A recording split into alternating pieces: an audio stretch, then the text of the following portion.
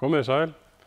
Ég ætla að fara aðeins yfir með ykkur hvernig á að undirbúa rafbíl fyrir viðgerð, þar að segja ef það er einhvers konar villa í tengslu við háspennukerfið. Þannig að við munum aðeins renna yfir svona helstu atriði í tengslu við það. Það ber að hafa í huga að það sem við sýnum hér er náttúrulega bara almenn aðferð og auðvitað ber ykkur að fara eftir leiðbeiningum þess framleiðanda sem þið eru að vinna við, þess bíls sem þið eru að vinna við.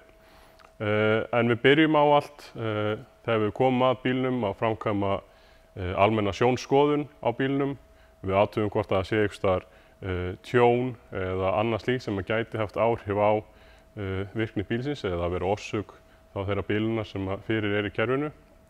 Að því loknu að þá setjumst við inn í bílinn og athugum hvort við fáum ready light svokallaða eða athugum hvort að háspennukerfið sé virkt og bílinn sé á þann hátt starfhæfur til þess að keyra inn á verkstæðið eða hvort það þurfi í rauninni að draga bílinn eða ýta honum eða ef villan er það alvarleg.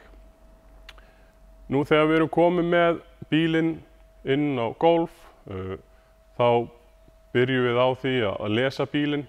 Við athugum hvort að það séu villukóðar og hvaða villukóðar eru og eins getum við skoðað ástand háspennukerfisins eins og rafhlöðunar, hitastig og spennu á hverri sellu fyrir sig.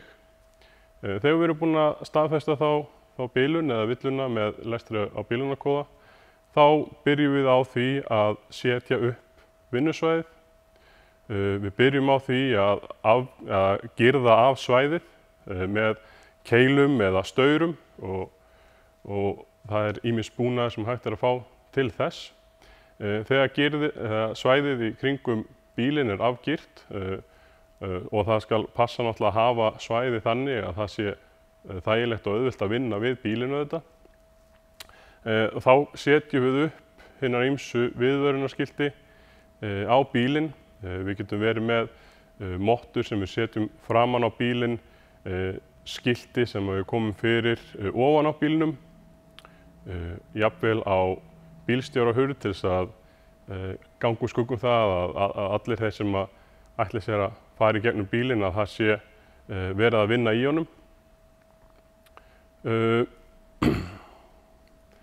Þegar búið er að setja upp allan þennan búnað, þar sem við erum búin að girða af og afmarka svæðið með öllum viðvörunarskiltum og spjöldum sem til eru og til þess starf, þá er orðið óhætt að vinna í bílnum.